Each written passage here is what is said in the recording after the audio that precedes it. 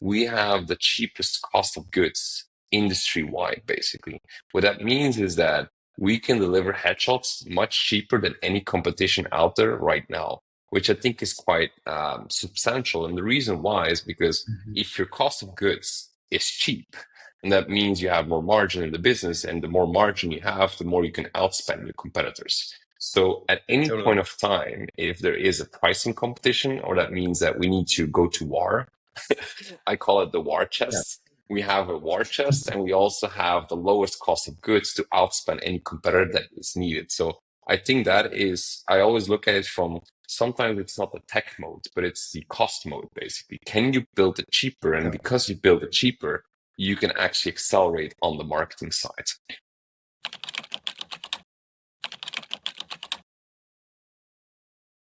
All right, everyone. Welcome to the Product Led Podcast. Today we have a fun guest. We've been, I was going to say, like friends catching up on like LinkedIn for like probably 5 or 6 years now, at least. Like you, I remember Ricardo, like you're just the growth guy. Like on LinkedIn, you always had such great meaty posts on like all the tactics of what to do. And it's been really, honestly, super cool just seeing your whole journey because from the like doing the consulting and helping other companies on the growth end too.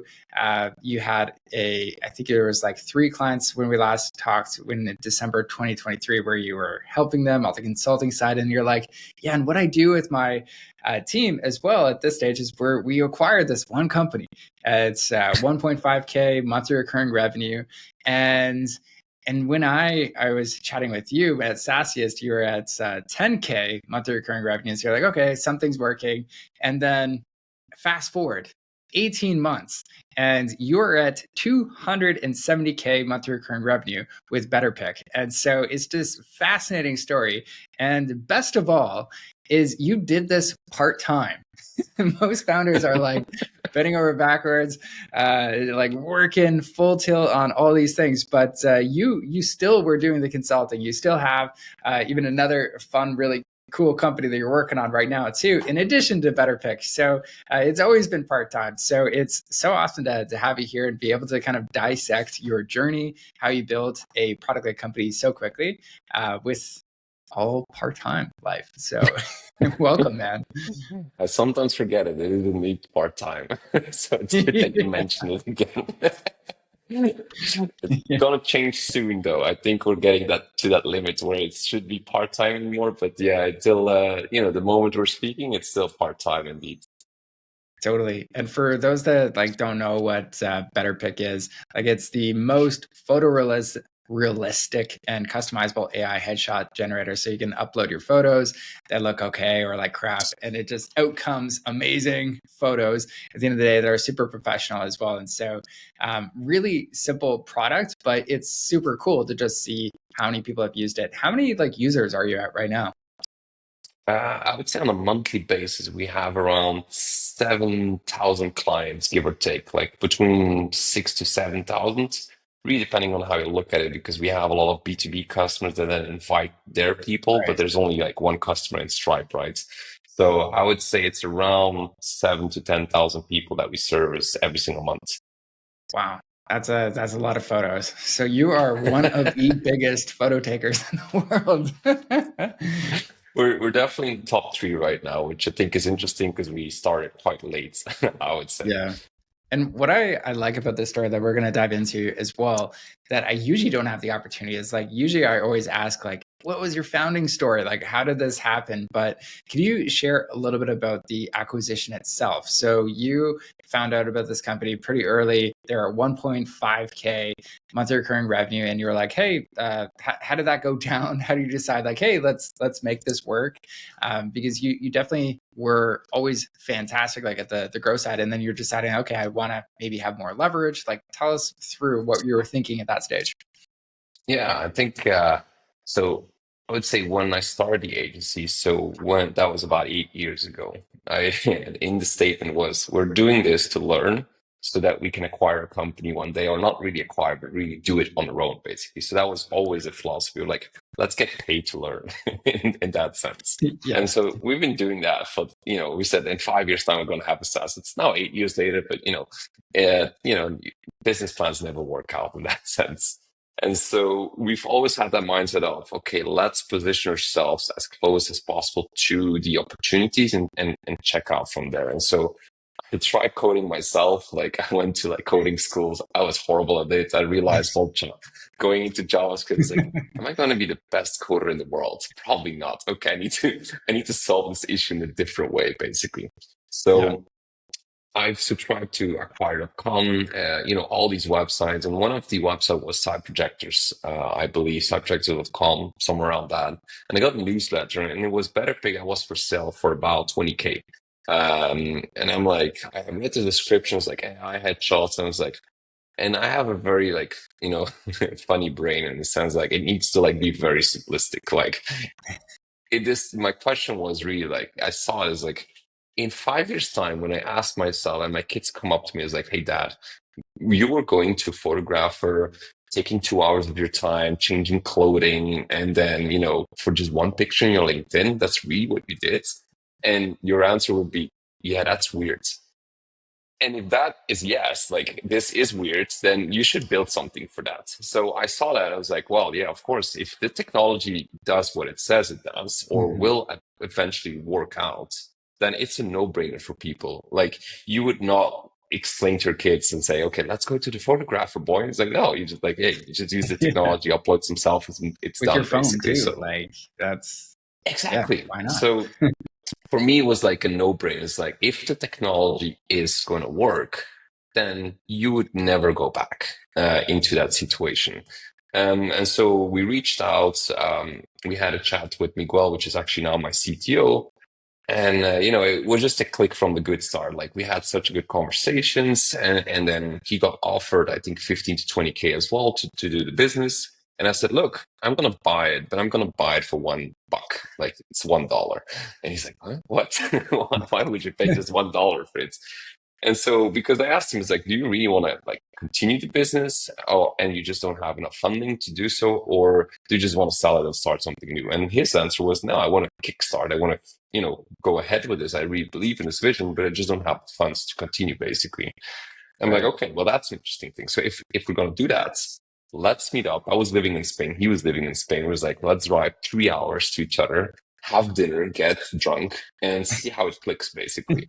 And, we spent the whole evening thinking about how do we see the future? What's your vision? What's your mission? What do you want to achieve in the coming 5 years? Like we had all this really deep talks about the product, but also like personal life. Like, where do you want to go? Like, do you want to Yeah. have kids in 2 years or not? Like, how do you see that? Um, and it really clicked. And I think that the next day I just made an offer. I just said, look, this is a buck. Like you're getting $1 from me, but I believe that I can bring whatever you're asking right now, and I can double or triple that over the coming year, basically in valuation, basically. So I made him a deal. Said, look, I'm going to invest a minimum of 200K into the business with people and marketing spend over the coming 1 year. And then my bet is that your 20K that you're asking right now is worth a lot more in the coming year, basically, which, Mhm. if you look at the revenue numbers, I would It's agree worth it a lot. is. It's worth a lot more in that sense. But yeah, that's basically, he took a bet on me. I took a bet on the business as well. And that's basically how the origin story came along, which is like atypical. It's not like two founders thinking about an idea. It's basically a little bit atypical. But, I like atypical things, I would say. Yeah. So he's still on board. He's still the CTO for the company. Still the Is CTO. We get along very well. I think yeah. sometimes, like when you're trying to meet a co-founder, is how difficult is it to have a difficult conversation? So that's basically what I'm trying to look for. And so when I made the offer and we had like a founders agreement, like we had like a long document, it's like, okay, this is how the acquisition will be. And it really, like the acquisition happened in a week, basically. It took us a week to go to the hard stuff, basically, because we aligned on most of the things we were discussing. Of course, there were things we didn't agree with, but there's things that we could come to an agreement very quickly. And I think that's what I really valued in the relationship. And even now, like there's things we disagree with and the direction where we're headed, but we can agree very quickly, even if we disagree in that sense. So I appreciate that in people when I look for co-founders, because, I've had a couple of them, didn't always work out. So I've learned my Yeah. lessons there, I would say. But that's such a fun acquisition story because I know there's definitely a lot of people listening to this where they are the same as you, where it's like they're great at the growth piece, but they don't necessarily have the technical know-how. Like I put myself in that camp too. I'm like, do not hire me to code. Like anyone's better than me on that end. And so it's like, it's a low bar. Please don't. But yeah, it's Give me like for something else to $1. do, but not the coding. Yeah, give me TLG. It's easy for me. But okay, so you got the company for $1. You had that expectation. I'm going to be investing a ton in this. And then as far as like the equity, I'm sure like whatever he had on that end, it's going to be worth way more. So you can see like there is a huge upside on this. Now, walk us through the first 12 months. So you had like, actually, let's do increments of 7 months because you had like 18 months in general to go from, 1.5K to 270 plus thousand per month. What were some of the first few things you did? Because some people are like, hey, you've got a good product. What do you do now? Was it just lack of eyeballs or what happened next? So to start with, the product was complete shit. So that was the interesting part. So Here's the 1st of honesty. December 2023, we acquired a business, and then 23rd, 24th, I'm sitting down with the family, my mother, my partner, my brother was there with his girlfriend. So we're having this chat, and it's like, hey, by the way, announcement, this is what's happening basically. And so they've all tried the product. It is, I think, on the onboarding, spend like 50 minutes. So courageous people, I would say. And so they spent 50 minutes and then they got the results, and, their facing was just priceless. It was so bad. Like, it's like, this doesn't even look This like is me. And some great, people still Ricardo. try to be gentle, I would say. What the hell did It's a you buy? What consulting the hell business. is this? So it's like, I don't even know who the fuck this person is. Like, okay, and I get that, and I thought that was really cool because that means that there's so much room for opportunity. And if Yeah. we're bad, we're probably not the only one that is very bad at the state of the technology that we're in, basically. So I took that bet, and it was just really bad. And it was really bad, I would say, all the way to us doing 32K, which is somewhere in August 2024. So that's 7 months in. The first Yeah. 7 months were just really bad. Like our refund rate in the beginning was 10%, basically. To compare it right now, we're at 2%, 2.2. So it gives you a little bit of an idea. Our refund rate dropped by 5 over the past 1.5 years. So it was just really, really bad. And I think that was an interesting journey. And I think anything that is bad in the beginning, which most products are in the beginning, as a founder, you have to invest in a few things. One is the long-term gain. So that means that if it's bad now, we want to invest in SEO straight away because that will pay off in 7 months when the product might get better, basically. So my philosophy from day one is like, we're going to invest in SEO straight away. Also because we knew that the average order value in the beginning was about $15. We're at 47 right now, even with that Like what average channels basket work at size. that level, which double click for everyone who has a product led company. If your Exactly. ACV is super low, it If your does limit ACV all is the super channels you go through. low, So that's you have fantastic. it cancels a few of the channels, right? Like you can't do most of the paid ads that you're Trade thinking about. So shows, a lot of ads. Yeah. it's all out. It's all out basically. Like even in the beginning, we turned some of the paid ads on. Like we were not profitable. We burned.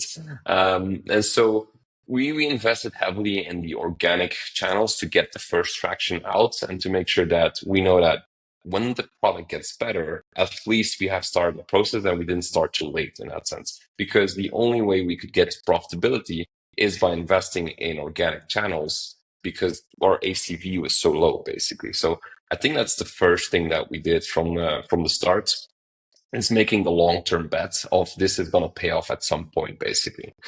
Second thing is we've built a lot of the foundations. We've implemented a marketing automation software from the beginning. We had 20, 30 users in the beginning, but we had crazy flows going on. We had like, if you leave an NPS of 4, but you didn't like a picture, you would get a different email. You get a welcome sequence with discount codes. You I mean, we had crazy flows still until today, and I think that was implemented from January to March, and we had crazy flows going on, which really helped us scale at some point. In the beginning, you're like, why do you do this? And at some point, when you're scaling, you don't want to be busy writing email flows. You want to be busy scaling the product, basically. So we invested in these infrastructure, I would say, from the beginning. We redid our whole website. We built a very strong website that converted like crazy afterwards. So we invested really in I would call them the basics, I would say, which is funny because when we consult clients, like they're quite advanced and they're like very immature on the marketing side. So I guess Oh it yeah. depends on who you're talking to, but we really invested in the basic because we know the effort it takes, but also that was our strength in that sense. So we really invested in the basics because we knew that the product would catch up at one point, and at one point we'll be able to rescale the channels basically. So that's basically what we did in the first 7 months, going from 1.5K to around 32K is really the organic side and making sure that the foundations were ready. Yeah. And so one thing in a very competitive market where there's the product moat isn't the biggest thing. We were talking a bit about this before we recorded, but it's so smart that you focused on SEO very early on, because if you type in like AI photo generator or something like that, like those terms are worth a lot, especially as more people are starting, like you mentioned, back to the origin story of why you decided to do this. It's like, if your kid's asking you, like, you spent 3 hours getting your photo taken, like, how stupid. I just use BetterPic. It's like, that's probably going to be a lot more common as the models and everything get way better. It's just going to be expectation. Yeah, that's what everybody does on that end. And so, yeah, locking down those early channels is a moat. And every company should have at least like 2 or 3 really killer moats that make it hard to compete. So that's what I really like about what you built here is, even though the product stuff might not be the biggest moat, there is on the acquisition side, hey, that's amazing. It's going to be really hard to get that amount of traffic for any newcomer to this space. So just want to shout out that, because you had that, then you had the really good acquisition funnel on that end. Like, I'm looking at your homepage for BetterPic. It's fantastic. Like, that's your sweet spot. Like, I feel like this kind of product was built for you to just like master. And I just am waiting for you to get to the 1 mil per month mark. It's coming. I agree. Not sure when it's coming. I mean, in my projections, I know where it's coming, but there's always projections, Yeah, right? So, but yeah, I agree. totally. And I think, getting to 200K and getting to 20K and getting to like 2 million, those are different games that you have to play. You're playing a different kind of game, you're different kind of channels, different kind of team setup, different kind of there's a lot of change, and I believe like at some point we'll plateau. We'll have to reinvent ourselves and then take that growth curve again. Like I've I've always been fantasized with these growth curves that go like this. I was like, yeah, that happens like to 0.1%. But the real thing is like you kind of go like I don't Yeah, know, like a Tetris basically. And I believe at some point we'll have to Tetris as well, reinvent, think about the new future, which we're actually already building right now. So yeah, it's going to be an interesting journey, I would say, and it's still an interesting journey. totally. So first 7 months to recap, you double down on SEO, you improve the basics on the marketing side, amazing marketing, amazing site, get a lot more of those conversions at a amazing price. And then you're working on building a lot of those essentially flows that take people through just the product experience. If they don't do specific things, you send them emails to make sure they do get the value in all those pieces. So walk me through the second 7 months. So going up to month 14, from 7 to 14, what does that look like? Yeah, I think we're now in, let's say October 2024. We're doing about 47K, and then over the next 7 months, we're at 271K, which is being an interesting journey, I would say, because that's like, Yeah, times five, six over about 5 months. So that's an interesting journey, I would say. And I don't think anybody was expecting it, to be very bluntly, because we set this KPI. We're like, hey, you know what? 0 to 50K. I set that as a goal, like 50K monthly revenue by December 2024. As everybody's like, ah, you're crazy, we're doing 1.5K, it never has been Yeah. done. And so once we You are the suddenly growth hit guy, but you're crazy. 47K, Yeah. I can be a little bit ambitious basically, right? And so when we hit 47K in October 2024, we're like, oh, this guy is not that crazy anymore about 50K. Let's see where we kind of end up, basically. And we ended up in December 2024. I mean, we all flew to Belgium. We had a company team offsite. We always meet every single 6 months in a different country. We were sitting in Belgium. It was like beginning of December. We're like, we're going to hit over 100K this month. It's like, nah. It's like, yeah, we're gonna hit over 100K, and we did. We hit about 113K in December, and it was just crazy to see that journey. And I think that is really thankful to the basics that we've implemented back then, and then we also adapted our pricing along the way. We had an ACV of about 15.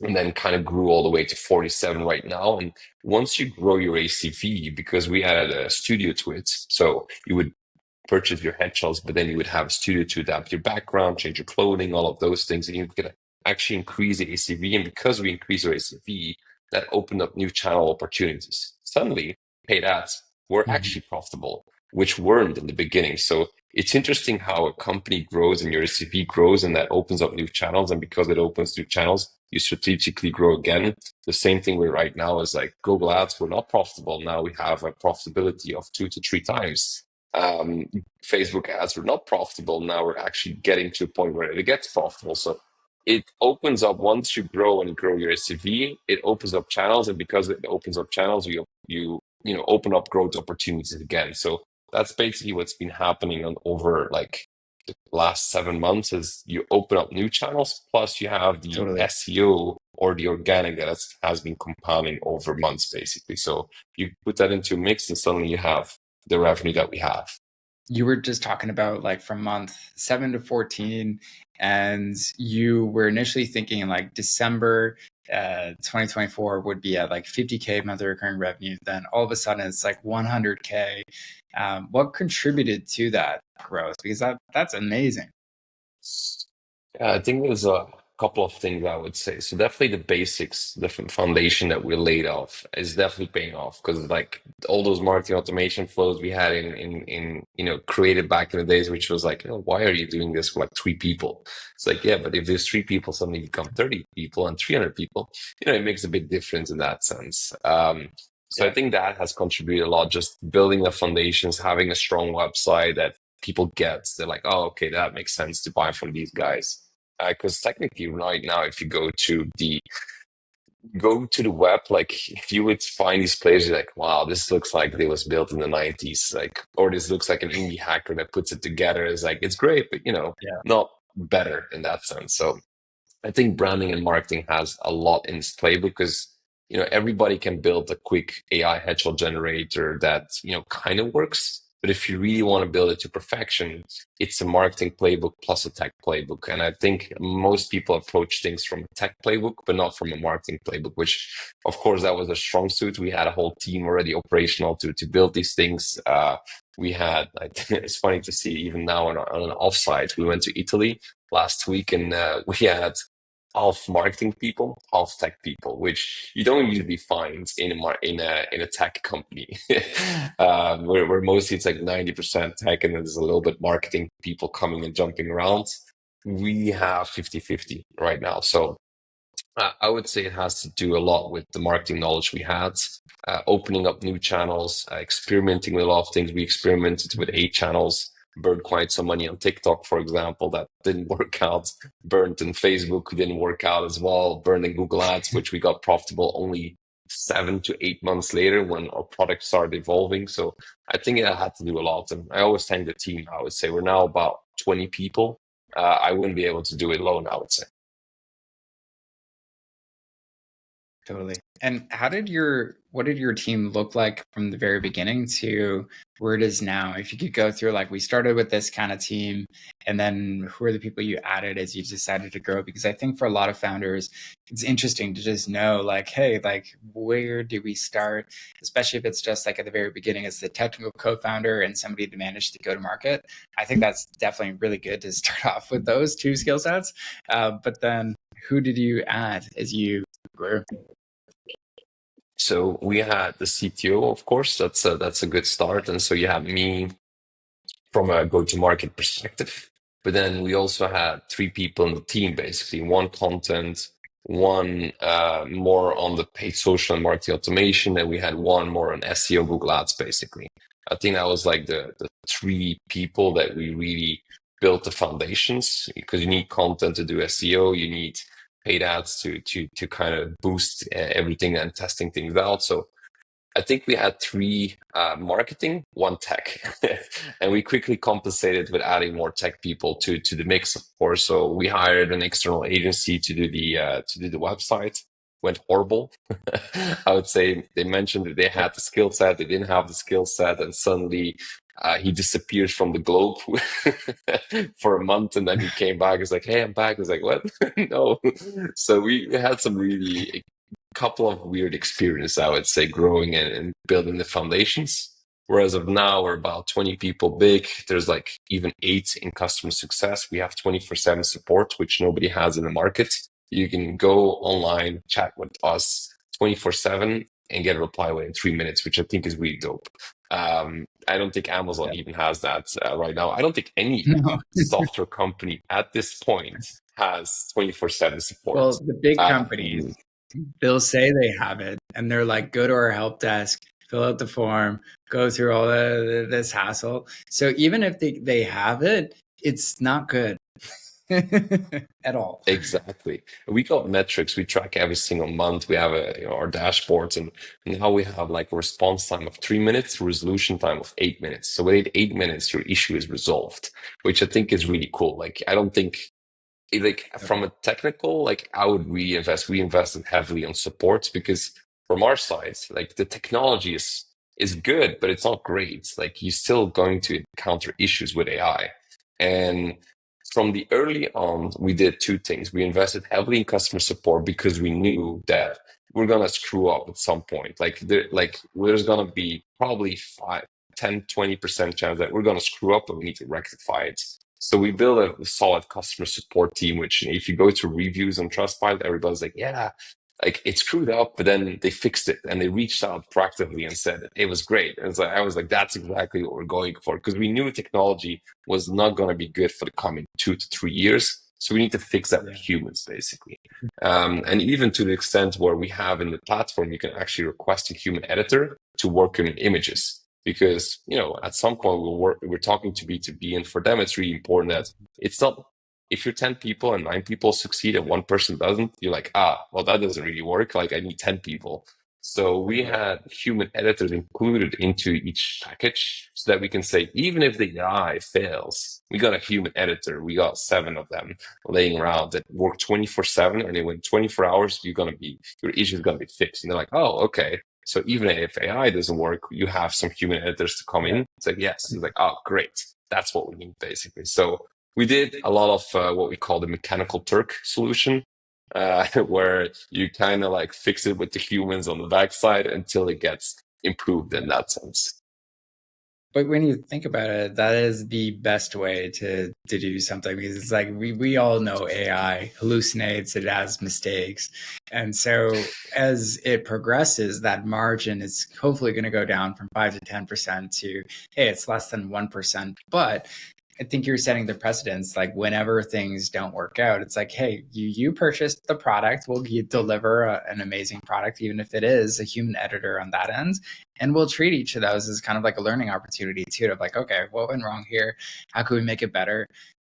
So what I'm starting to write down here, my notes here, is your moats as a business. Like, what makes BetterPic hard to copy? So you have the customer support side, where whether it's with the human editors, you make it right if things are wrong. You are proactive about support. You have search engine optimization, which really helps you dominate all the low cost channels that would allow you to grow. And as you grow your average contract value, like that's amazing, because you could also approach other channels, but you're sucking up all the low cost ones first, which is the smart play.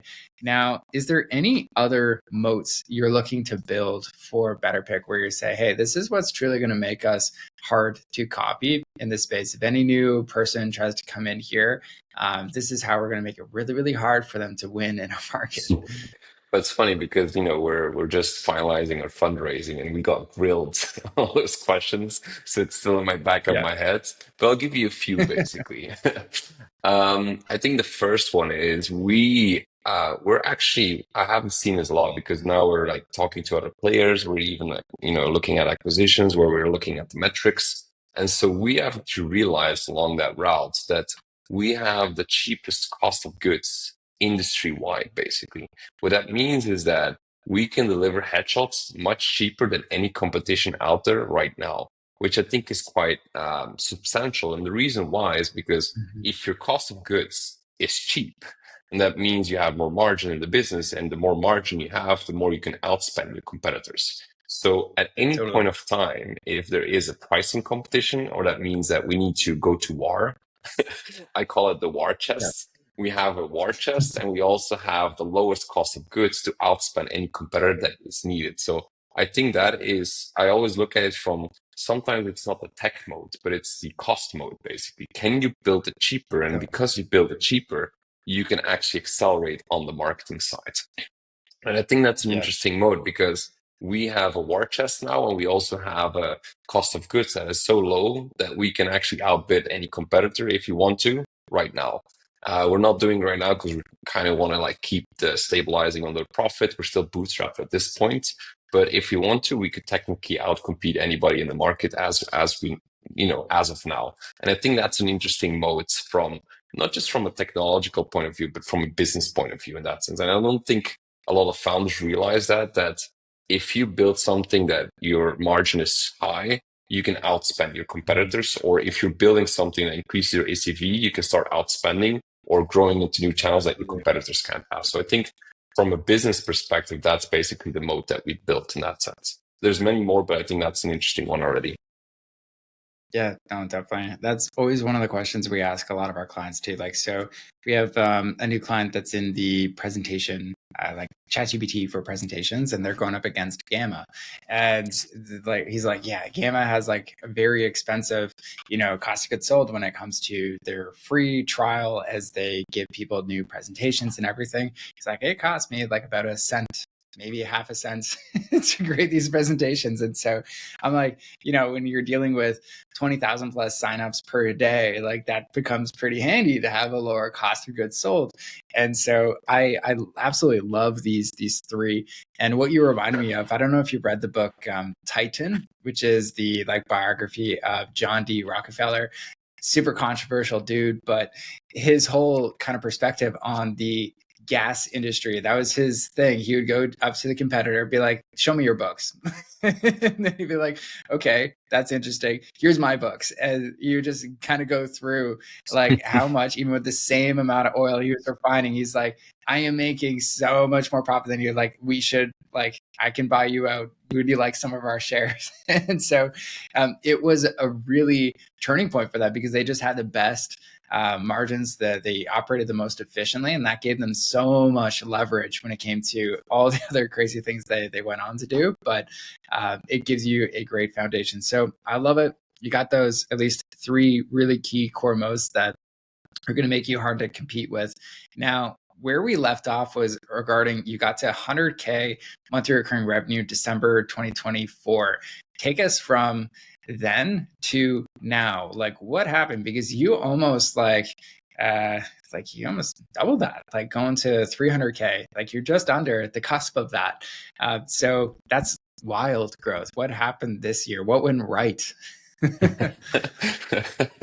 That's a good question. So what went right? I think, a lot of things started to stack up. That's definitely there. But I think so we opened up new channels for sure. We accelerated on a few channels. So for example, now affiliate marketing is a big channel for us. So we do about 80K over 280K is coming from affiliate marketing. So it's really just people like talking about us, sending people to the website and saying, okay, purchase. And I think that's interesting because we realized this early on when we were growing is like, actually, if you look at affiliate marketing, they're very happy with like a conversion rate of like 1%, maybe 2% on the website. We had 9%. We had, from click to actually purchase, that was 9%, which affiliates were like, what the hell just happened here? I mean, it's not the biggest Yeah. ACV, but if you send a lot of traffic, you can actually make a lot of money. We have some affiliates making over, I think it was 30, 40K, life changing because somewhere in India, they're like, Totally. I've never seen that amount of money. And I think that was interesting. Even in the last like 2 months, there was somebody mentioned, like, I've never made so much money because of you guys. And I think that's an interesting thing. If you can make money and you can have other people make a lot of money, I think you're in a good business, basically. And that's kind of defensible as Oh yeah. well. So I think that's interesting. We double down on affiliates. We have a lot of affiliates coming in. It's like, okay, we heard it's good. We know it's good. We tested it. Now let us, vouch for it and grow that because we're tired of the 1% conversion ratio. We want the 9 one. So yeah, we've Yeah. made quite some people rich, and I think that's a good thing. If people can grow rich together with us, I think, that's a beauty deal, I would say. Yeah, but what I also like that goes back to your moat with SEO. Now I'm just going to make that one moat for you. The low cost channels, you're absorbing all of them. And it's like you have SEO, which is fantastic. You have that part that's growing. And then there's the affiliate piece, which is also for a lot of startups. Like I was talking with the David, who's the founder of Submagic.co, and they went from like 0 to 7 mil in, I think it was like 13 months or something like that. It was just pure like affiliates. And so same thing. And they just continued growing that as well. So it's a fantastic channel for the right people. Now, what did you do to really get people excited about that? Because you showcased the conversion rate, which is truly for a lot of affiliates, like they get screwed. Like the company might be sharing like, yeah, you get like 20%, 30% or something like that. But what you don't know is this funnel that the business has created actually good? And many times, especially for a lot of SaaS companies, it's like you're looking at your free to paid conversion, you're like, yeah, it's less than 1%. You're like, oh my goodness, I got to send 100 people to make a buck. Yeah. And hopefully that buck is that one conversion is worth a lot, but you just don't know. So walk us through how you set up the affiliate side and really made people a lot of money. Yeah. So I'll even finish off a topic on that one is that I think the interesting thing about our business, and I think I learned from my first business, I learned how important cash flow is, and cash flow is king. So anything else doesn't really matter.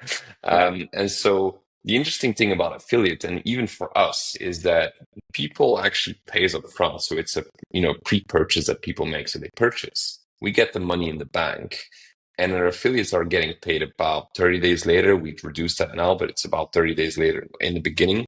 And even for our suppliers, like the cloud providers that we had to pay, was also 30 days later. So we're making money now and we're paying people 30 days later, which is, I think, a very good model because most people have to Yeah. send money. And then at the end of like, there's a free trial of 30. I've worked with clients where it's like 90 days where they actually receive the money. And you're like paying people, paying everything. And then 90 days later, you get some fraction and then you hope on the lifetime value, which is a bad model for growth in that sense. So Yeah. for us, that worked very well. That we can actually get money up front and then later on pay people. So I think that was a definite channel that in this case that we need to implement in that sense. And in the beginning, I have to give a lot of kudos to our CMO, which is Thibault. Been working with him even before BetterPic. He's actually also from the agency. And he basically has never done affiliates, like never. But Yeah. what I love about the guy is that he was used to be a mechanic before, or like something with electricity. I'm not sure about that story, but like he used to be something with electricity, and then he jumped into marketing, just figured it out. And the same thing happened with him doing affiliates. Like, I've never done affiliates. And I was like, probably that's a channel we need to do. Is like, let's just figure it out. So he figured it out. He has never done it. He just figured things out. He just went bootstrap into the place. Like, okay, how do I make this work? Read books about it. He spoke to some people. He's like, okay, I got this. And so he's the one that really grew from 0 to 80K on his own. Basically, I was not even involved into it. At some point, he was like, just figure out the rest of the business. I'm gonna cover this one. So I guess that goes back to like building an A-player team is much more important than trying to figure out the rest. Like, get the good people on the bus, which I love from Totally. the Good to Great movie, or not the movie, but the book is like, get the great people on the Yeah. same bus and then figure out the direction on your own, or like then kind of figure out the direction, which is basically what we're doing right now with the new companies. Like we hired a bunch of people. I think we hired 5 people this month only. We kind of know where we're headed, but we don't. And so we spent Italy a Yeah. full week just figuring out where the hell are we going. It's like, okay, now we're going there. Okay, great. So it's the same story basically. And he just got people hyped. Started sending emails to people ranking for keywords. He reached out to YouTube people. We actually ran ads where if people type like a best AI affiliate softwares basically, or programs, we were actually ranking number one with Yeah. Google Ads, basically. So we would just put ourselves first and then just all the people. We would even put our competitors in there so that we get money from Yeah. us converting them. Oh, from there. So we have one campaign And then that you was can get a good feel for how exactly their because we funnel's can. performing. Because the thing is, like you, from a marketing point of view, you want to start thinking about how do I outspend my competitors. So we had, Oh we had a yeah. blog post saying, okay, we're the best, but then if you want the second best, here's a blog, and we would link to them. We would get money from them, so you would be making money on two sides. So that means that we can now Yeah. outspend any competitor coming to us because they have to only bid for one keyword and get their money. We get double money.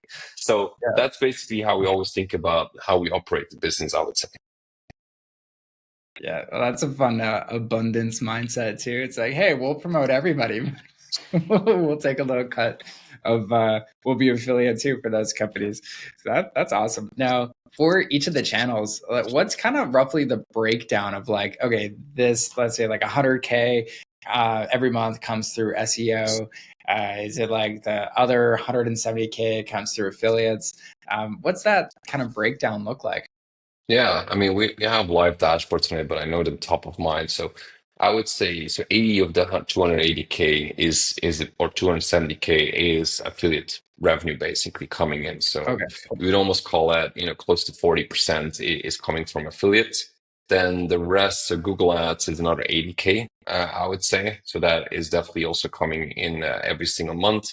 We got SEO, Reddit is also a big channel for us. So we actually own Reddit quite nicely. If you go to AI headshots and there's like, I tried three AI headshot players, that's us. So we dominated Reddit for a while, and Nice. still in that sense, I mean, it's a fluctuating, like Google is quite fluctuating, and especially the recent months, it's quite a fluctuation happening. So you have to Yeah. be on top of the game. But we actually dominated the Reddit for a while, and still actually at this point. So I think the rest is technically organic, and paid social is right now also like a 20, 30K coming in. So there's a lot of channels that we're playing in, and we have about 7 to 8 channels up and running. It's also our expertise, so that kind of helps. Like we know exactly how to execute those channels. We don't have an external Yeah. agency for that.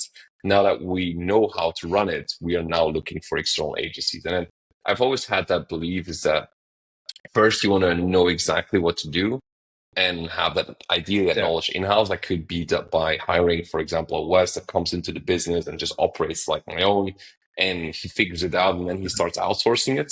But I never believed that an agency will make it work for you, basically, unless they're really deeply integrated into the business, which is why our agency was the same thing. We would really be integrated into the business. We would get an email Right. address from your company. We would operate like we would be yours, because you really want to figure it from the business out and then outsource it. So Same thing right now. We figured Totally. it out. Now we know Google Ads is profitable. Now we're looking for an agency to just run the day to day in that sense.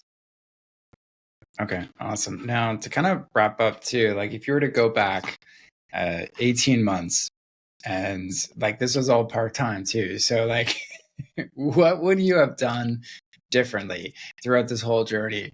Is there anything you would recommend, like a founder that's listening to this, like if they want to aspire to do the same thing? They're at 1.5K monthly recurring revenue right now. Is there anything you would have done differently in this journey to either get the results faster, do it with, I don't know, less burnout, or anything else to kind of change this trajectory? Well, I guess on my side, but that's very unique cases, I would go all in faster, I would say. I kind of delayed that because, I mean, it also depends. I had responsibilities, bought a house. There's certain things that, you can't just like throw away. And my mindset was more Totally. like, I need to make sure that I can provide for the family and make sure that that happens well. So, sometimes you don't have a choice in that one. But if I could, and probably should have earlier backed out and just go all in basically. That was probably what I would have done differently, I would say. Just go all in and take the risk a little bit further away. We would probably be a lot further right now, basically. But, sometimes life has other choices for you. I would have done that differently.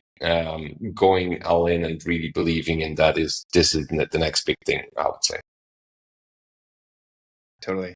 But I mean, it's fantastic what you've still been able to do without going all in. I think a lot of people hearing even the headline of this podcast episode will be like, what? I want a part-time job like that too. Wouldn't that be amazing? And so cool. Now, where can people find out more about you, what you're up to? I know we'll link to betterpic.io where people can check out the site, support you as well, and get better headshots because we all need them on LinkedIn these days. And so, is there any other places where you like people to tune in, maybe ask you questions too, if they have any other pieces they want to learn more about? Yeah, they can follow on LinkedIn. We're quite open about our metrics. As you probably know, we're very transparent about what we're doing. My goal is basically just to inspire the next generation of people that are growing businesses to like understand what metrics to look at, what are we looking at, what are we doing wrong, what are we doing good also. But like mostly like what is like the transparency of metrics. I think when you see these metrics, it's like, oh, you mostly kind of only know them after an acquisition. It's like, oh, that was what they were doing. And I don't know why people don't Yeah, share that much, but I would like to more inspire people just to share more metrics and be open and vulnerable about the topic. And I think my inspiration is Buffer. I love what they're doing. They just have transparency all the way, even on the salaries. That's totally. basically what we're building as well. And it's hard. Like, even for like salaries are open or equity is open and you're having hard conversations. Even this week I'm having hard conversations, but sometimes it's better like this than just to like find out like 5 years later like what you were making this. Like people talk anyways, might as well have the hard conversations in the open. Totally. I love that. And yeah, where can people tune in and like kind of research more about like what you're doing on the transparency side? Because I always think that's super interesting. Is that on the betterpic.io side or is that somewhere else? On my LinkedIn, that's the best way to. I try to keep those splits, I would say, because we're going for AI headshots.